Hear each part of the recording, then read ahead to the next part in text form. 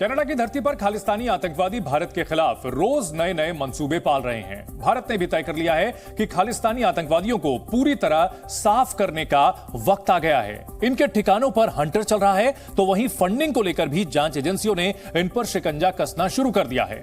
हालांकि कुछ लोग लगातार कोशिश कर रहे हैं कि भारत की शांति भंग हो, जो अब नामुमकिन है।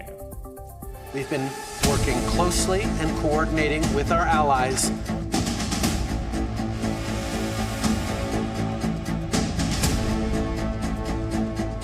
खालिस्तान का खात्मा शुरू। भारत में कनाडा बैठे खालिस्तानियों के ठिकानों पर हंटर चला।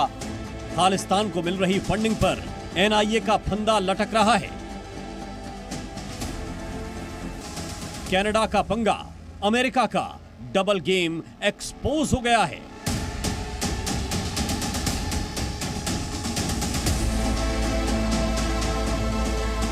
कनाडा में निज्जर की हत्या, कैलिफोर्निया में खालिस्तानियों को अलर्ट।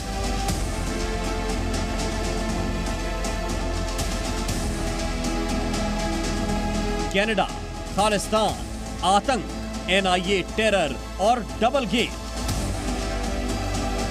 आज आपको कनाडा और खालिस्तान प्रेम के हुए खुलासे के बाद 4 बड़ी विस्फोटक खबरें दिखाएंगे।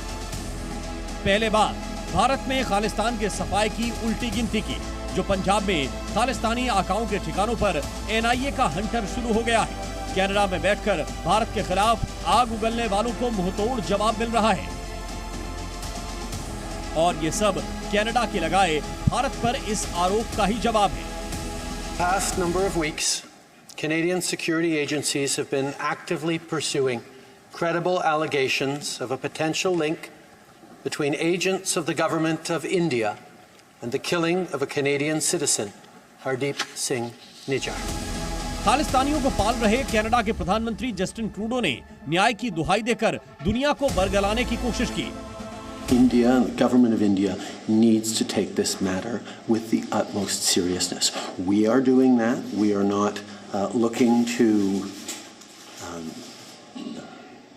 provoke or escalate. We are simply laying out the facts as we understand them, and we want to work with the government of India to lay everything clear and to ensure that there is proper protocol. और उसी जमीन पर बैठे खालिस्तानियों ने हिंदुओं और भारत के खिलाफ जहर उगलना शुरू कर दिया। लेकिन भारत ने भी एक हफ्ते पहले लगे आरोपों पर एक के बाद एक कई एक्शन के जरिए जवाब दिया है। पहला, कनाडा के राजनयिक को बाहर किया। दूसरा, भारतीय नागरिकों को एडवाइजरी। तीसरा, वीजा सेवाओं पर रोक लगाई। चौथा, खालिस्तानियों की संपत्ति जब्त। और पांचवा, ओसीआई कार्ड धारकों पर नकेल। कनाडा के आरोप के बाद अब भारत में खालिस्तानियों का गेम ओवर करने के लिए उनकी तुड़ाई हो रही है। लेकिन इस बीच जस्टिन ट्रूडो के भारत को निज्जर हत्या पर घेरने के करीब एक हफ्ते बाद अमेरिका से एक ऐसी खबर आई जिसके बाद पूरी दुनिया का ध्यान इस ओर मुड़ गया है। कनाडा से उठा विवाद जो भारत तक पहुंचा था, अब वो पूरी तरह अमेरिका की ओर डाइवर्ट हो गया है, और इस पूरे विवाद पर अमेरिका पर डबल गेम के आरोप लग रहे हैं।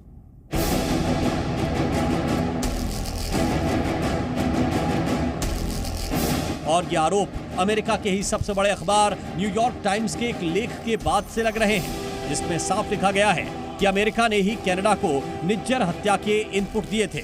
ऐसे में ये सवाल खड़ा हो रहा है कि अमेरिका का एक बड़ा अखबार आखिर कैसे ये खबर प्रकाशित कर रहा है कि खालिस्तानी आतंकी हरदीप सिंह निज्जर की हत्या के बाद अमेरिकी खुफिया एजेंसियों ने ही कनाडा को इस बारे में जानकारियां साझा की थी। हालांकि इसका जवाब भी अमेरिका के ही पास है, क्योंकि अमेरिका के लिए भारत एक अहम रणनीतिक साझेदार है और वो किसी भी हालत में भारत जैसे करीबी सहयोगी को नाराज नहीं करना चाहेगा। तो क्या अमेरिका ही चाहता था भारत को कनाडा घेरे? लेकिन इस सब के पीछे अमेरिका की मंशा क्या है? एक ओर वो भारत को अपना साझेदार बताता है, वहीं दूसरी ओर न्यूयॉर्क टाइम्स में छपी खबर अमेरिका के डबल गेम की ओर इशारा दे रही है।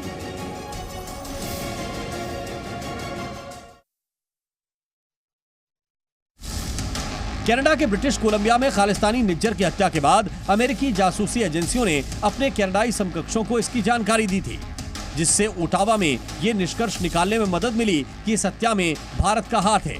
ये एक नियमित आदान प्रदान था और कनाडा ने बाद में सबसे निश्चित खुफिया जानकारी इकट्ठा की।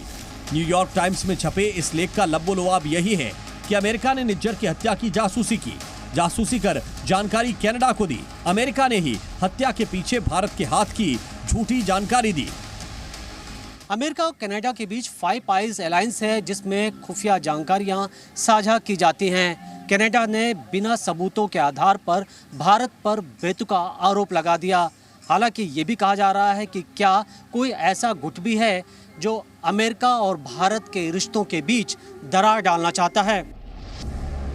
खालिस्तानी आतंकवादी हरदीप सिंह निज्जर की हत्या पर उठे विवाद के बाद भारत और कनाडा के बीच रिश्ते ठीक नहीं हैं।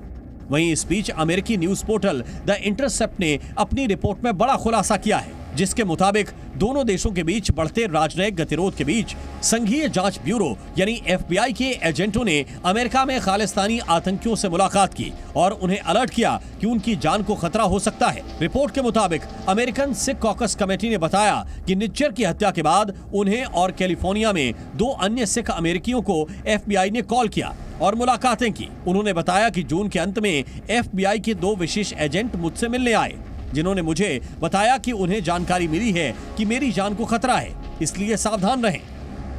वहीं खालिस्तानी नेटवर्क और फंडिंग को लेकर एक बड़ा खुलासा हुआ है। भारतीय जांच एजेंसियों की तफ्तीश में सामने आया कि कनाडा में तैयार होने वाली फिल्मों, कनाडा प्रीमियर लीग और थाईलैंड के कई बार्स का इस्तेमाल इन्वेस्टमेंट और हवाला रैकेट के लिए किया जाता है।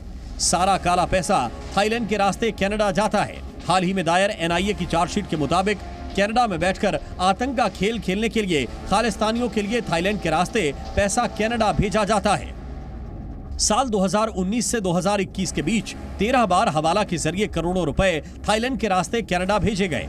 यही नहीं, भारत से बिश्नोई गैंग ने उगाही के पैसे कनाडा में बैठे गोल्डी बराड़ और सतबीर सिंह को भेजे।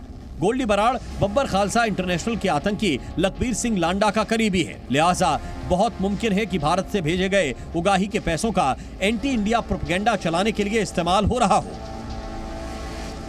यही वजह है कि भारतीय जांच और सुरक्षा एजेंसियों ने खालिस्तान समर्थक गुटों को पूरी तरह तबाह करने के लिए उनकी फंडिंग पर प्रहार करने का प्लान तैयार किया है। इस प्लान के जरिए खालिस्तानी नेटवर्क को पूरी तरह आर्थिक रूप से ध्वस्त करने की कोशिश की जाएगी, ताकि कनाडा में बैठकर भारत विरोधी खालिस्तानी प्रोपेगेंडा न चला पाए। ब्यूरो रिपोर्ट, जी मीडिया।